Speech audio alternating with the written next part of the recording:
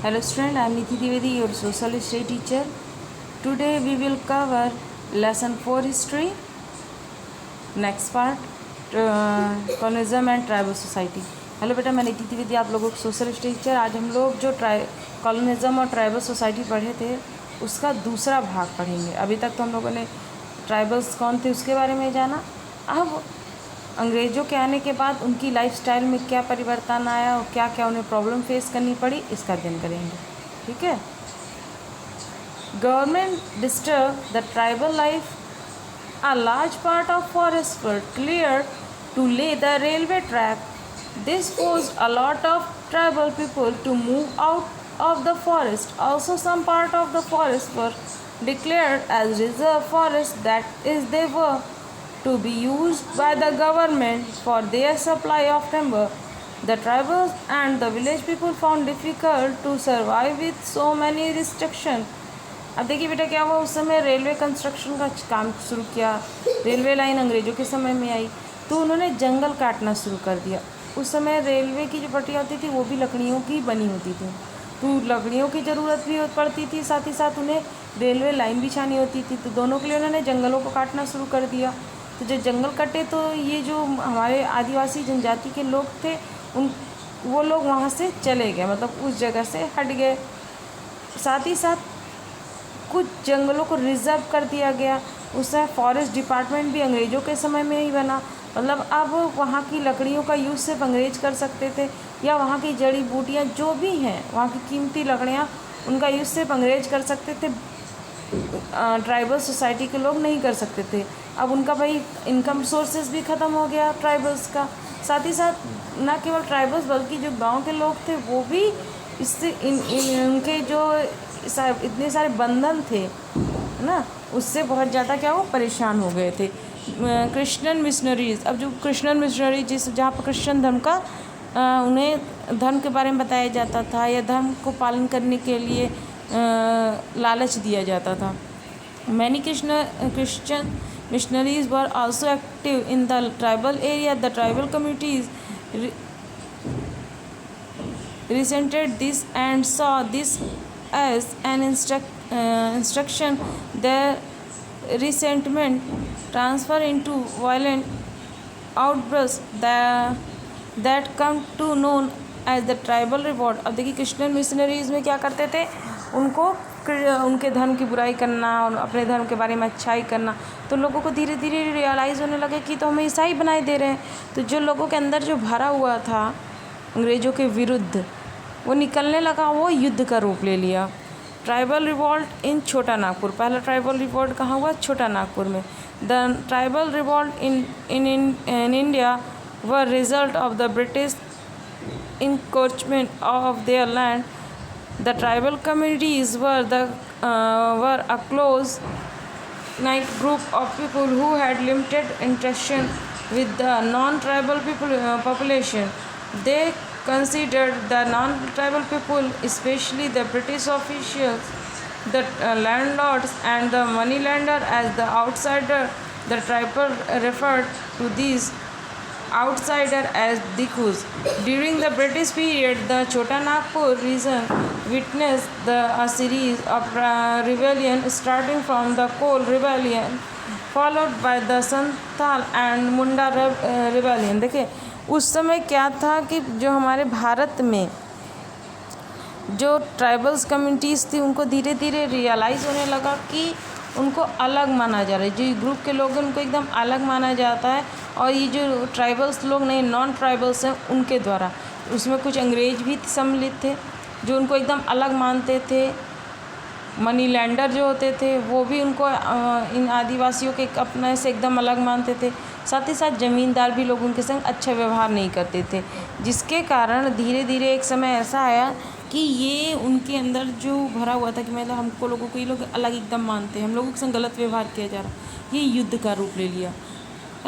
उसके बाद भी कई युद्ध हुए, जैसे संथाल है, मुंडा रिबेलियन है, देखिए Kol rebellion. The Kol were inhabitant of the Chota Nagpur region. In 1820, the king of Porhat accepted the British control and agreed to pay whose taxes to them. The Kols did not agree to this arrangement and rebelled. The Kol used traditional weapons like bows and arrow, which proved to be no match to British troops, which is used modern weaponry.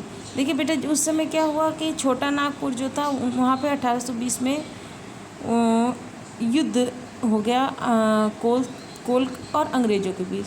उस समय वहाँ का जो king था वो ढेर सारे taxes देने के लिए अंग्रेज़ों को तैयार हो गया, पर जो कोल जाति के लोग थे उन्होंने ये टैक्स देने से मना कर दिया। उन्होंने कहा भाई हम नहीं देंगे टैक्सेस, जिसके कारण अंग्रेज़ों और कोल के बीच युद्ध हो गया। अब कोल लोग अपने वही क्या कहते हैं भाला और तीर धनुष इनसे युद्ध करने शुरू कर दिया, और अंग्रेज़ों के पास नए औजार हथियार थे, जिसके कारण वो अंग्रेज़ों के आगे नहीं टिक पाए। The Kols were exploited by the non Adivasi ठेकेदार, और जो इसको हम कंस्ट्रक्टर भी कहते हैं। They felt threatened by the encroachment of the British Jamindar and other non-tribal, thus revolt against them. The British were able to suppress the rebellion, but a lot of lives were lost during the rebellion. अब क्या हुआ, धीरे धीरे जो आदिवासी non आदिवासी थे, जो आदिवासी नहीं थे, जो ठेकेदार थे, इन लोगों ने भी इनके संग शोषण शुरू कर दिया, जिसके कारण फिर इन लोगों ने युद्ध किया, पर इस बार इनको पूरी तरह से नष्ट कर दिया। इनके युद्ध को पूरी तरह ख़त्म कर दिया गया, जिसमें बहुत सारे आदिवासी जनजाति के लोग मारे गए। संथाल रिबेलियन, अब देखिए संथाल जो थे वो भी आदिवासी जनजाति से बिलोंग करते थे, और उनका भी अंग्रेज़ों के साथ युद्ध हुआ किस ईयर में, 1855 में। The Santhal tribals inhabited the Santhal Parganas in Jharkhand. The people of the Santhal tribe were unhappy after the British introduce the system. वही संथाल जो थे वो झारखंड से बिलोंग करते थे, और जब ब्रिटिश यहाँ पर आए तो वो उनसे उनके जो नए सिस्टम आए, नए तौर तरीके, उससे वो पूरी तरह से अनहैप्पी थे, नाखुश थे। ठीक है, जो उनके नए नए रूल और रेगुलेशन आए उससे पूरी तरह वो नाखुश थे। Permanent settlement, they were now reduce the status of tent of their own land, and many of their tribal chief were replaced by non-tribal landers. अब देखो लैंडलॉर्ड, देखिए जो परमानेंट सेटलमेंट आया जिसमें पूरी ज़मीन किसको, ज़मींदार को दे दी गई। अब इनके पास ज़मीन भी नहीं रह गई थी, क्योंकि पूरी ज़मीन का मालिक अंग्रेज़ों ने ज़मींदार को बना दिया था। जो नॉन ट्राइबल था, भाई जिसके पास अपनी ये लोग जंगलों में रहते थे वही को अपना घर मानते थे, वहाँ की ज़मीन को अपना ज़मीन मानते थे। पर जब अंग्रेज़ों ने परमानेंट सेटलमेंट में ज़मींदार को ज़मीन दे दी तो इनके पास ज़मीन भी इनकी छिन गई। मनी लैंडर जो जिनकी उनका खुद का ओन लैंड था वो भी ट्राइबल्स से लेकर किसको दे दिया गया, उसको रिप्लेस करके ज़मींदार को दे दिया गया। The British entitled the construction of the railway with the intentions of expanding their colonial rule.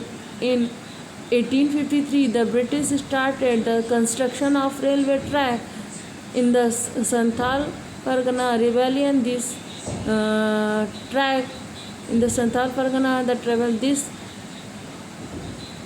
angered the Santhal tribe as they felt their traditional life was going to the change distinctly with the railway track passing through their region. अब British को भाई अपना जो उपनिवेशवाद था उसको बढ़ाना था, एक जगह से दूसरी जगह सामान भेजना था, तो उन्होंने रेलवे का काम शुरू कर दिया। अब रेलवे के लिए जंगलों को काटना शुरू कर दिया, जिसके कारण इनको ये लगने लगा कि क्या है, हमारा जो निवास स्थान है वो हमसे छीना जा रहा है, उसको डिस्टर्ब किया जा रहा है। तो जिसके कारण यहाँ पर युद्ध, मतलब इनका अंग्रेज़ों से युद्ध शुरू हुआ। With the implementation of the permanent settlement, the Santhal which they considered based by their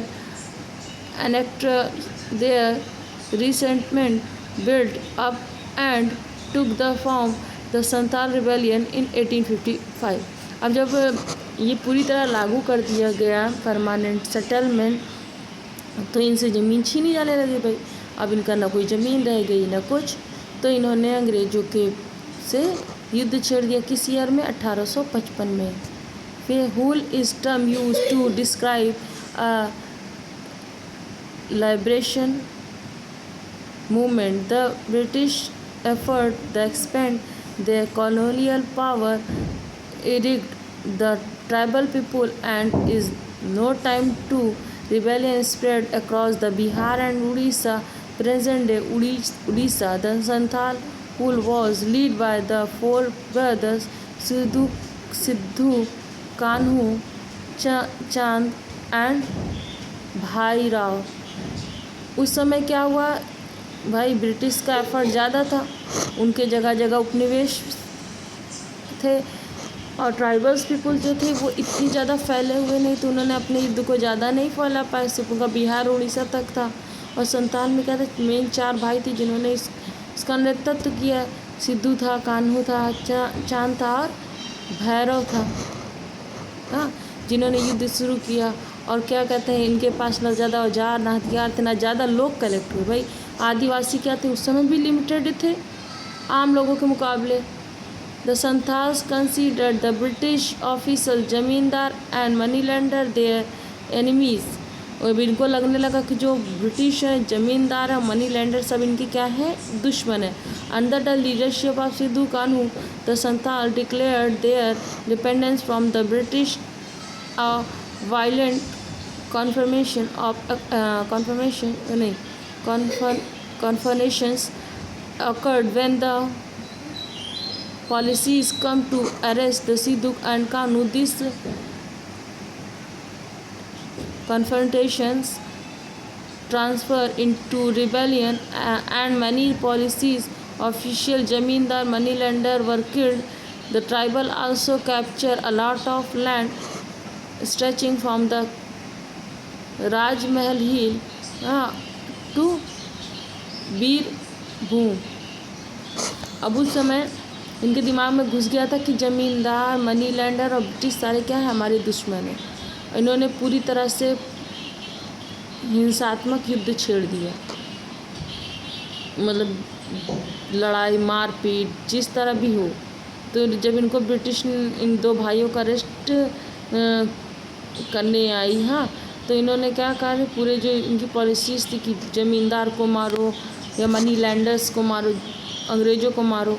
तो इन्होंने जो इनके अदर लोग थे जो इनके युद्ध से जुड़े हुए थे, उन्होंने इन लोगों को मारना शुरू कर दिया और उन्होंने राजमहल हिल को अपने कब्जे में कर लिया। To suppress the rebellion, the British sent armed force and declared martial law.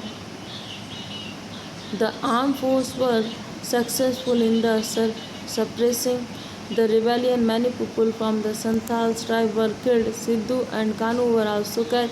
The Santhal rebellion forged by the British enact the Santhal Pargana Tenancy Act protect the tribal people. The village headman was given authority of maintain law and order. The policy station to the tribal area was remove. अब देखो उन्होंने क्या किया, British जब जानने लगे कि हमको मार रहे हैं और कब्जा कर ले रहे हैं, तो इन्होंने पहले इन्होंने ब्रिटिश नहीं सोचे थे कि इतना ज़्यादा हो जाएगा, पर जब ज़्यादा हो गया तो इन्होंने मिलिट्री लॉ तैयार दी, पूरा सैनिक लगा दिए इन्होंने, जिसके कारण बहुत सारे जो संथाल जो थे आदिवासी जनजाति के लोग थे वो मारे गए। और जो 2 भाई थे कान्हू और सिद्धू, दोनों को क्या कहते हैं,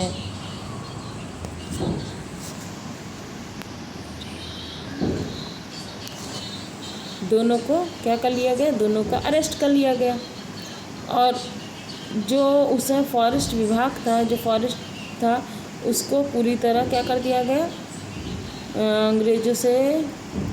अंग्रेज़ों ने उसको ज़मींदार को दे दिया कि आप यहाँ पे अपनी पॉलिसी चलाइए, और इनको पूरी तरह से रिमूव कर दिया गया, वहाँ से हटा दिया गया। अब वहाँ पे क्या कहते हैं, आदिवासियों को कोई भी ज़मीन नहीं रहेगी, ना वो नया अपनी कोई पॉलिसी ला सकती थी, ना सारी पॉलिसी की सारी अथॉरिटी वहाँ के गांव के मुखिया को दे दी गई, हेड को दी गई। Munda rebellion, the Munda were a tribal community that live in Bihar. They practice kunta kari, which was a system of traditional and ownership. The British introduced the zamindar system, which led to land being taken by the non-tribal people. The Munda become tent on their own land, were forced to pay to rent. The zamindar who acted against of the British, the tribal were exploited, and if they were unable to pay rent, they were removed from their ancestral land. Their inability to pay off their debt forced them to become bonded labor. The practice of forced labor was known as Bethavgari. The tribal held the crews responsible for the मिस्री। अब देखिए मुंडास जो थे वो कहाँ बिहार में रहते थे। इसके पहले संथाल जो थे वो झारखंड में रहते थे और ये बिहार में रहते थे। अब यहाँ पे भी किसका ज़मींदारी सिस्टम आ गया था, परमानेंट सेटलमेंट लागू हो गया था।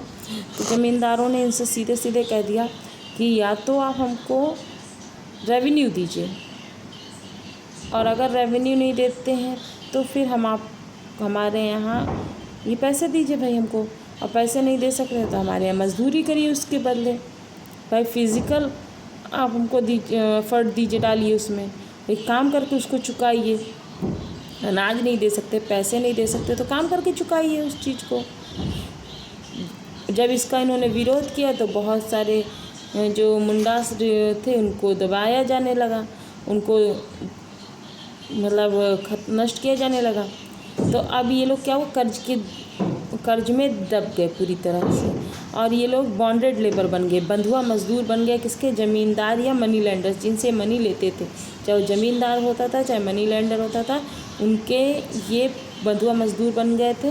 और पूरी तरह एक तरह इनका जीवन जो था पूरी तरह दयनीय हो चुका था। ठीक है, क्योंकि अब ये या तो टैक्स दें, रेवेन्यू, या पैसे दें, या तो फिर बंधुआ मजदूरी करें। क्योंकि इसके पहले जो अंग्रेज़ थे उन्होंने पूरी तरह से इनकी शासन जो पॉलिसीज ट्रेडिशनल सबको ख़त्म करके हेड बना दिया था। गांव के एक व्यक्ति को, जिसको ज़मींदार कहते उसको हेड बना दिया गया था। उसका काम होता था कि रेवेन्यू कलेक्ट करो, कैसे भी कलेक्ट करो, पैसे के रूप में कलेक्ट करो या अनाज के रूप में कलेक्ट करो।